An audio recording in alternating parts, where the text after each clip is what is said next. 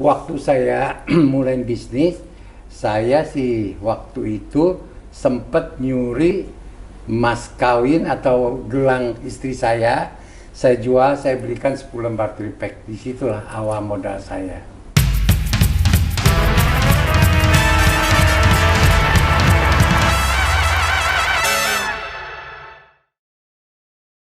Halo successful people, selamat datang di Boss, Business Owner Successful Story.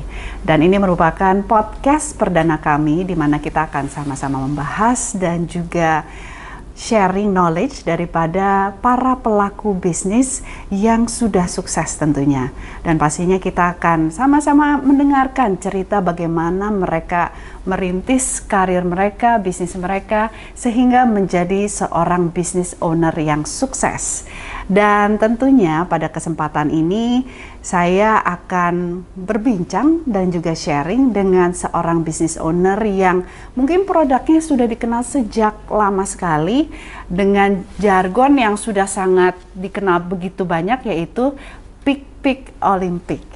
Nah, beliau adalah seorang sosok yang sudah saya kenal dari mungkin saya masih bayi ya, karena beliau adalah juga ayah saya dan beliau banyak sekali mengajarkan kiat-kiat sukses. Dan tentunya saya tidak mau mendengarkan itu sendiri, saya ingin berbagi kepada successful people bagaimana kita menjadi seorang business owner dan juga bagaimana kita bisa menjadi seorang business owner yang sukses. Karena menjadi seorang entrepreneur kayaknya sekarang pasti keren banget ya, mau jadi entrepreneur gitu. Tapi apa sih what it takes to be an entrepreneur, dan bagaimana kita memperjuangkan ide kita, bisnis kita bisa menjadi realita dan bisa diterima oleh masyarakat dan akhirnya menjadi seorang pembisnis atau menjadi sebuah bisnis yang profitable. Nah, ini dia. Mari kita sambut sama-sama bersama dengan saya, Pak A.U. Bintoro. Halo Pak A.U, apa kabar? Halo, apa kabar Imel? Baik dong, padahal kita semalam baru ketemu ya. Iya. Oke, ini gimana? Merasa senang berada menjadi seorang tamu perdana dari Boss Business Owner Success Story? perdananya sih senang, tapi kalau soal forecast sih sudah biasa lah ya. Soalnya malah udah jadi YouTuber kan? Iya, karena sudah jadi YouTuber, jadi forecast sudah biasa. Tapi ini sekarang Boss ini yang merupakan pertama kali dan saya diundang sebagai produk perdana, ini satu hal yang luar biasa. Thank you Pak. Nah, hebat banget loh. Successful people bahwa seorang Pak A.U. Bintoro yang umurnya sudah 70, just so you know, beliau adalah juga seorang YouTuber yang sudah certified. Jadi mungkin sebelum kita ngobrol ke bisnis ya, beliau ini waktu dulu saya cerita sedikit, mungkin 2 tahun yang lalu ya Pak A.U. ya, bilang oh saya mau jadi YouTuber, tapi saya waktu itu masih kayak masa sih umur 70 bisa jadi seorang YouTuber. Tapi beliau membuktikan bagaimana dia bisa akhirnya menjadi seorang YouTuber certified dan sempat viral juga, by the way, gitu. Nah, inilah seorang Pak A.U. yang tidak pernah, kayaknya nggak pernah malu untuk mencoba hal baru ya Pak A.U. ya. Betul. Nah, mungkin boleh diceritakan, mungkin awal apa dulu ya? Jadi kisah sukses dari sebuah kesuksesan selalu diawali dengan satu tekad, ya. Satu tekad, kemudian kita melihat peluang seperti apa dan kejelian kita untuk menangkap peluang itu. Setelah itu kita lekeni peluang tersebut sampai menjadi satu hasil yang bisa kita banggakan. Nah, lekenin tuh bahasa Sunda. Jadi kalau lekenin tuh istilahnya ditelatenin gitu ya. Ditelatenin atau diseriusin. Oke. Jadi yang pertama, jadi sebenarnya kalau untuk menjadi orang yang bukan sukses ya, tapi menjadi seorang entrepreneur adalah bagaimana kita jeli melihat sebuah peluang. Ya, memang sebetulnya peluang itu ada di mana-mana dan setiap saat itu peluang itu banyak, ya. Nah, cuman bagaimana kita mampu melihat diri kita, kondisi kita seperti apa, passion kita seperti apa, kemudian kita cocokkan dengan peluang yang kita lihat, kemudian kita seriusin. Dan tentunya kita harus berani mulain dan berani mencoba, gagal, coba lagi, pasti satu saat akan bisa berhasil. sukses. Betul. Nah, mungkin kita kilas balik gitu. Di awal dulu perjuangan Pak AU memulai dari Olympic Group ya. Itu gimana sih kondisinya, kok Pak AU bisa punya tekad untuk menjadi seorang pembisnis? Ya, tentunya semua diawali dengan sebuah kebutuhan ya, yang namanya orang yang sudah masuk atau injak usia 20 sudah mau nikah, pasti dituntut oleh sebuah kebutuhan. Nah, disitulah kondisi mendesak sehingga ini otak mulai berkembang, mata mulai lihat jauh ke depan, kemudian membidik sesuatu sasaran yang akhirnya menjadi peluang. Nah, itu gimana kok bisa larinya ke furniture? Apa langsung itu furniture yang pertama lalu langsung ditelatenin itu atau bagaimana? Awalnya sih bukan furniture, awalnya ya karena waktu muda saya memang hobi di bidang musik, sound system. Dan waktu itu banyak bergelut dengan box speaker ya, dan juga sound system, elektronik, dan passion saya memang di situ. Jadi karena saya melihat bahwa speaker ini adalah sebuah produk yang bisa dibikin di dalam negeri dan bisa dijual.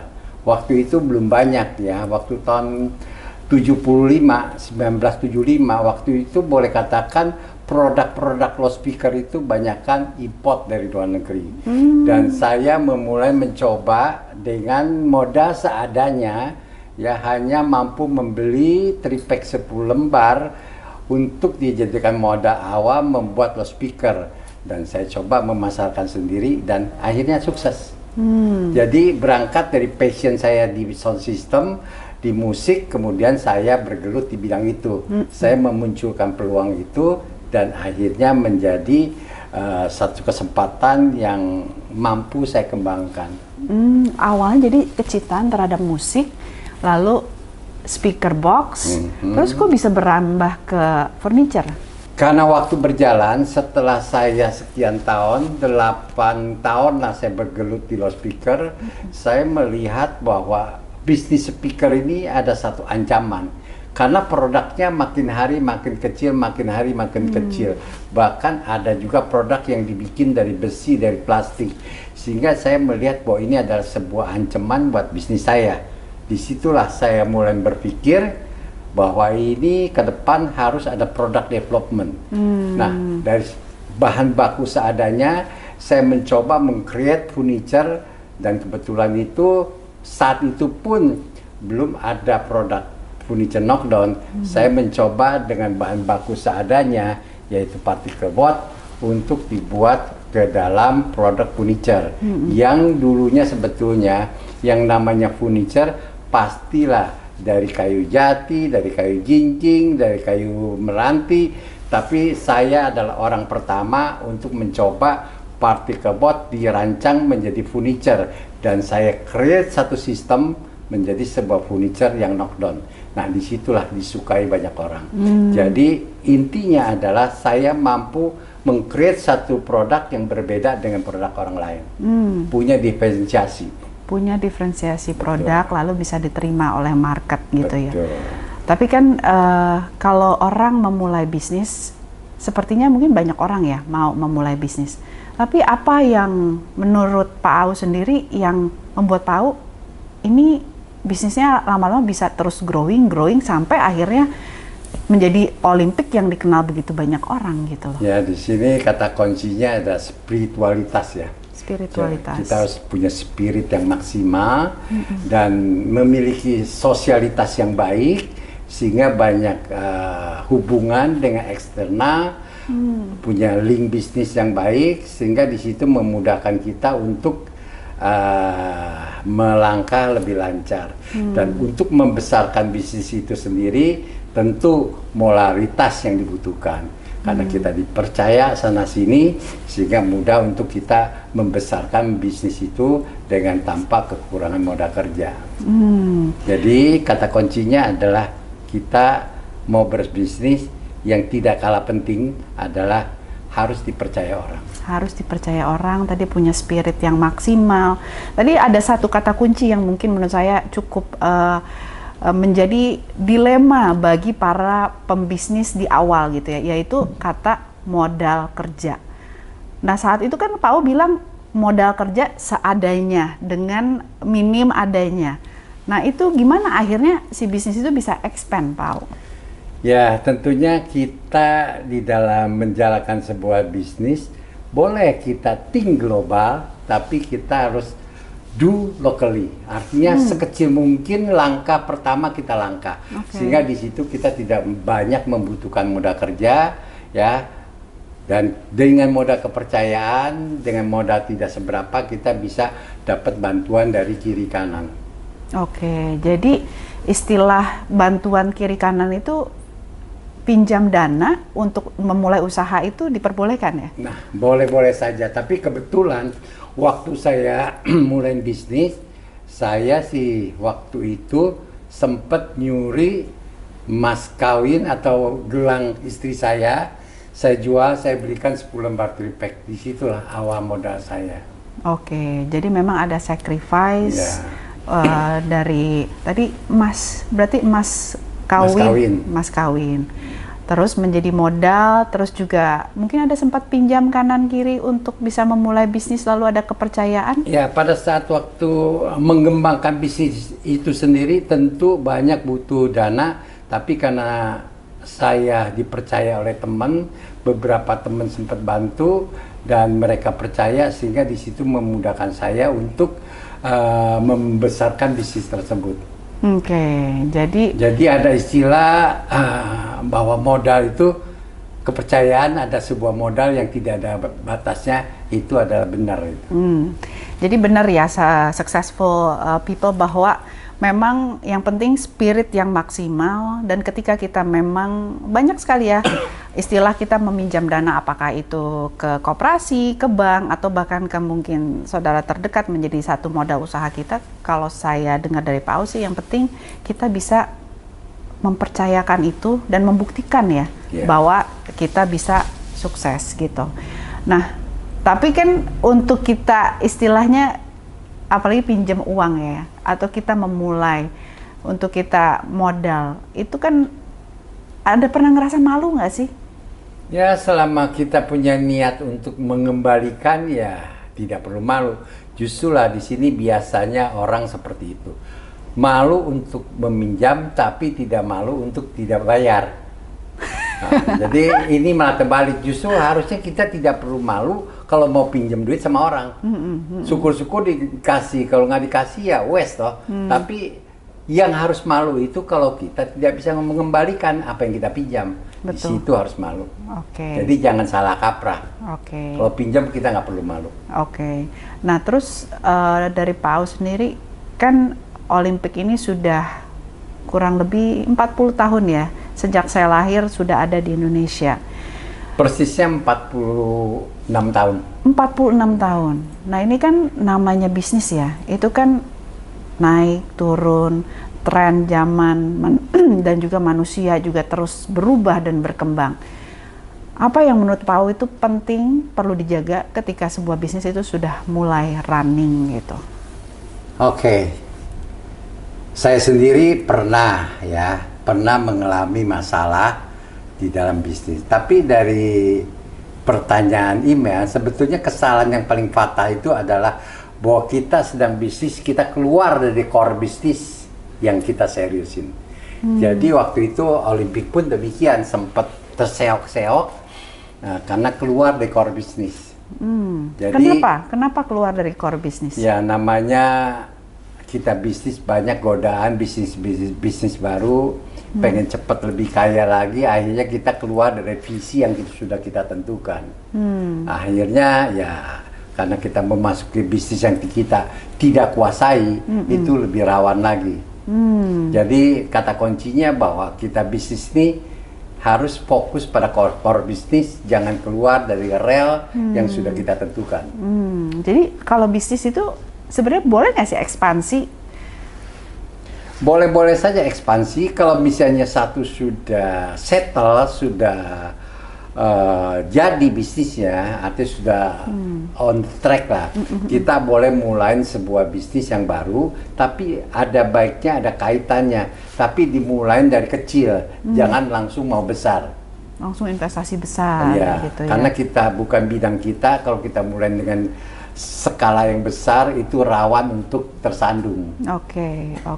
Boleh kita keluar dari rel, tapi usahakan pelajari dulu apakah memang itu betul-betul baik, dan mulailah sekecil mungkin. Baru secara pelan-pelan dibesarkan.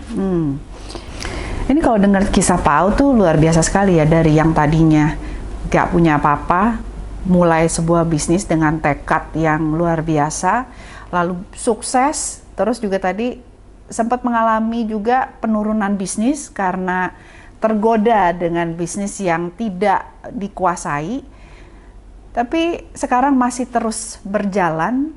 Nah, ini ada nggak wisdom yang Pau bisa bagikan untuk anak-anak di zaman now? Oke. Memang kalau kita lihat zaman dulu sama zaman sekarang ini, pola bisnisnya agak berbeda, ya. Kalau sekarang saya melihat orang lebih suka adalah soft capital, tapi zaman dulu orang lebih suka hard capital. Jadi saya melihat bahwa zaman sekarang ini, zaman now, mereka itu kecenderungan memulai bisnis dengan soft capital. Jadi artinya tidak memiliki properti-properti yang akan menjadi beban untuk bisnisnya sendiri. Lebih banyakkan kepada outsourcing, menggunakan aset-aset yang boleh sewa. Itu kecenderungan mereka lakukan seperti itu. Tapi berbeda dengan dulu. Kalau dulu itu sebisa mungkin, kalau perlu beli tanah sebanyak mungkin, pabrik sebanyak mungkin. Sekarang mah tidak demikian. Mereka cenderung maunya sewa. Oke, jadi kalau dulu mungkin kayak asset minded ya. Yeah. Terus kalau sekarang itu lebih kepada penggunaan dari properti yang akan dia fungsinya yang diutamakan. Nah, itu mana yang benar, mana yang salah menurut Pau? Semuanya benar ya, cuman karena zaman bergeser, cara pun berpindah. Perilaku jadi dua-duanya sih benar. Oke. Nah, mungkin Pau, ini pertanyaan terakhir nih. Kan kita bicara mengenai business owner success story. Tapi dari seorang business owner, Pau sendiri, apa arti kesuksesan? Apakah punya profit yang tinggi sebagai business owner atau apa? Memang definisi atau arti sukses banyak pendapat yang berbeda-beda, ya. Tapi ya pada intinya kalau menurut saya bahwa sukses itu adalah sebuah usaha atau sebuah perjuangan, ya, untuk mencapai sebuah sasaran yang sudah kita tentukan.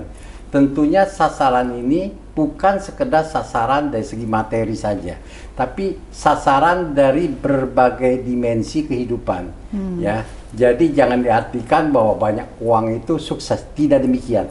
Tapi zaman sekarang yang dibilang sukses itu harus mampu mencapai sebuah kehidupan yang sempurna. Waduh, susah dong sempurna, Pau.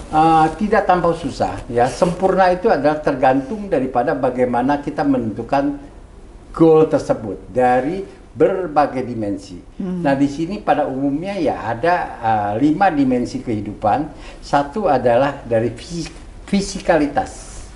Ya, secara fisik kita harus punya sasaran, mau sehat seperti apa, mau umur sepanjang apa, itu harus ada sasaran. Ya. Nah, setelah ditentukan kita berupaya ke sana.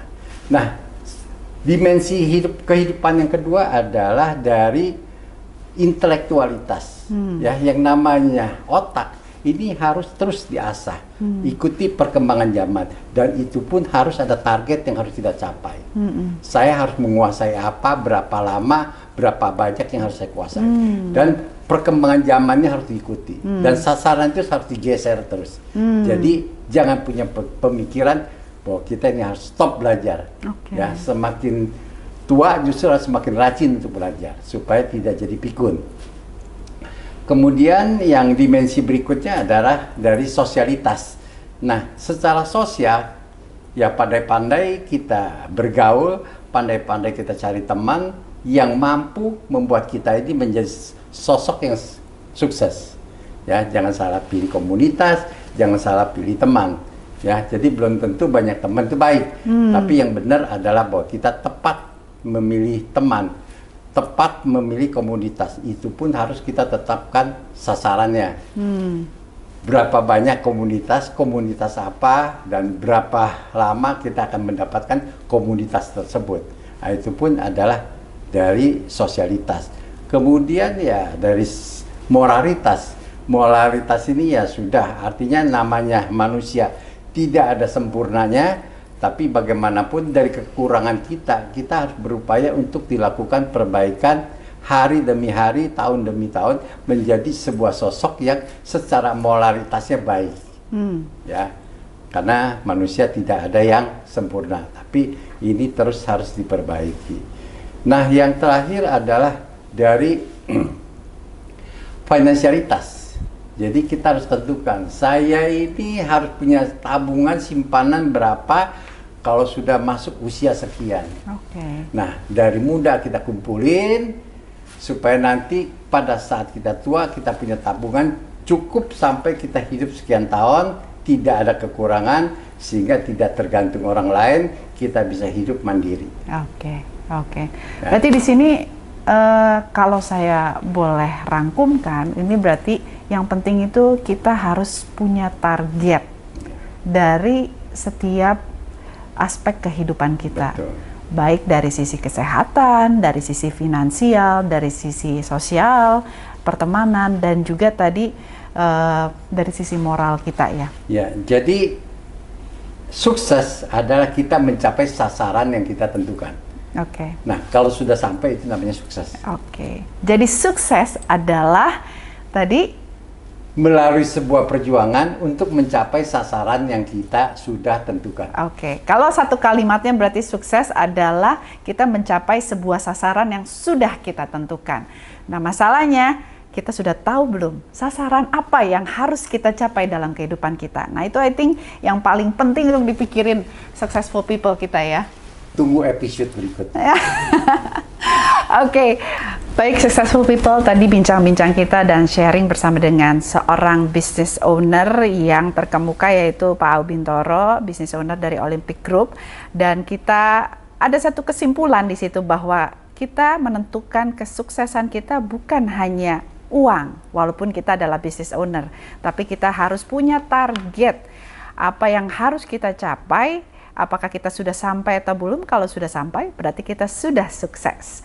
Successful people, terima kasih telah menyaksikan episode pertama kami. So, jangan lupa untuk like, subscribe, dan share podcast kami di channel ocbd.bogor.official. So, don't forget, think like a boss, learn to be a boss, and execute like a boss.